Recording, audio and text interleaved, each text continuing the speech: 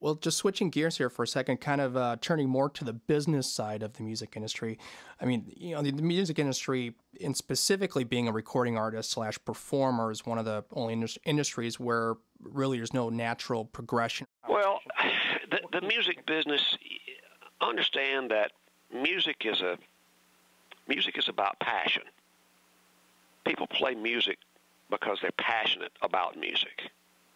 In fact, music is one of the few things that people will fight you over. And a lot of people that are leaders in the music industry, most of them, they're kind of musicians, and they kind of don't necessarily think about the business of music. And almost any other activity, whether it be martial arts or golf or tennis or horseback riding or whatever, there is a career path. There's a organized and legitimate way to get from nowhere to somewhere.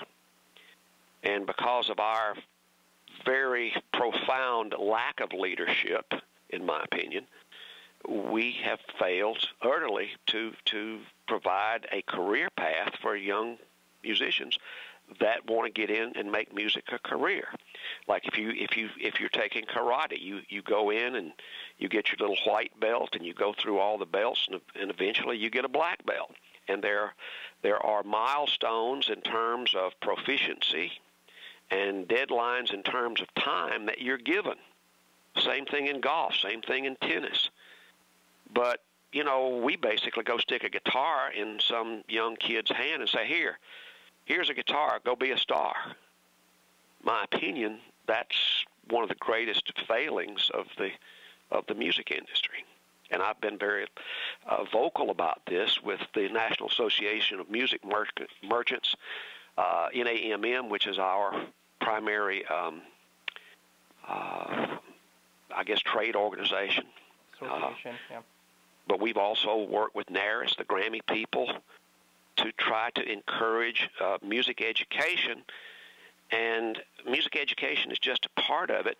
Where I think we, the music industry, have utterly failed is we failed to create this career path for people to start and progress and eventually get national and international recognition.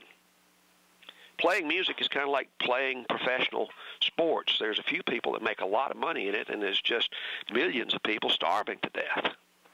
And a lot of that is our own fault, in my opinion, and I've tried to change that, but sadly, most of my pleas have fallen on deaf ears. But hopefully someday that will change. What else do you think can be done there? What could anyone do to kind of help, or what can you do? Well, you would have to be brain dead to not appreciate the fact that so many people, whether they are willing to admit it or not, so many people want to be stars. If that were not the case, the incredible popularity of American Idol would not be. Why do people watch American Idol? Because, we'd all kind of like to be up there and get that adulation or recognition or whatever. Everybody wants to be a star, whether they're willing to admit it or not. I wanted to be a star back when I was a teenager. Unfortunately, the sad reality is that was not the gift I was given. I wanted to be a musician. My dad was a great musician, but I was a sorry musician. And for a while, I felt sorry for myself because, kids would come along, pick up a guitar, and in a year or so, they'd be playing better than me, and I'd been playing for 8 years. And I kind of thought I got shortchanged, but the reality, I was just too stupid to realize that wasn't the gift I was given. And while I'm on that particular subject, I think it's very important for all of us to kind of do a little inventory and see what gifts we're given. Because I believe that every human being comes into this world with a little bag of tricks. You can call it talents. You can call it proclivities. You can call it just about anything you want. But most of us can do something better than the general population. And in short, we have talents. The trick is finding out what they are. And the sad reality is they're rarely what you want. You get them, and then the test in life is to see what you do with them.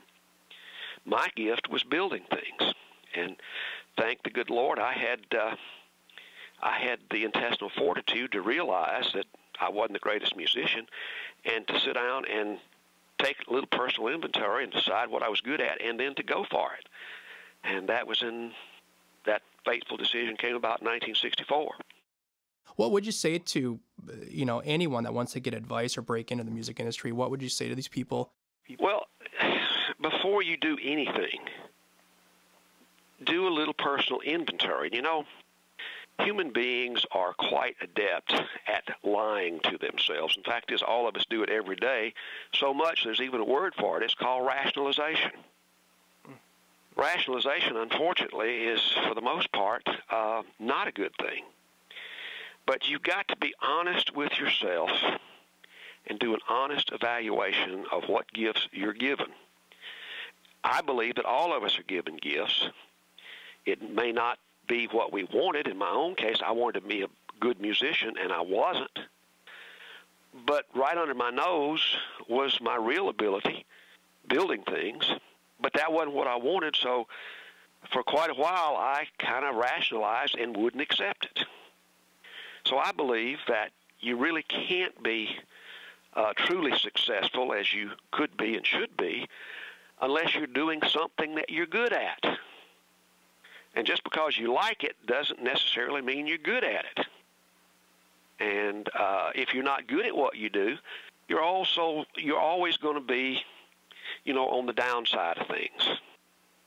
And most people are miserable at their jobs because they're not doing what they're good at. And if you're a good fisherman, you should become a professional fisherman.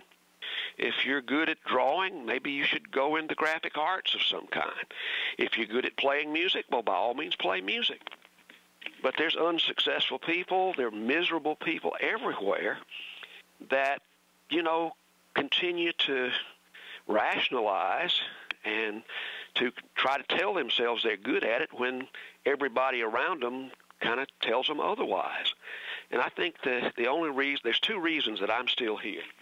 First of all, I realized that I was good at building things, and when I got involved, when the time got tough, I didn't quit. It sounds trite but true. Winners never quit, and quitters never win. And the waitlisters also have it pretty much down when they say, no pain, no gain.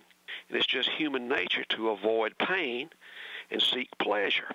But business and success in any fields, music, athletics, or any other field, there's a lot of pain involved in getting to the top of the heap. And you'll never do it with an 8-hour day. Well, great. Well, thank you very much for joining us today on Icons. Hartley, huge pleasure, huge privilege. So thank you again. Ladies and gentlemen, Mr. Hartley Peavey. Thank you, sir. Okay, glad to do it. That is the end of part 2. We hope you enjoyed listening to Icons. Check out other segments and guest interviews. If you have ideas for future topics or would like to be a guest on our show, please call 763-412-0771. Icons is produced and recorded by Jason Medvec at Bat Cave Studios in St. Paul, Minnesota. For Rob Feeney, I'm Sunny Warner, and find me at sunnywarner.com. Thanks for listening to Icons.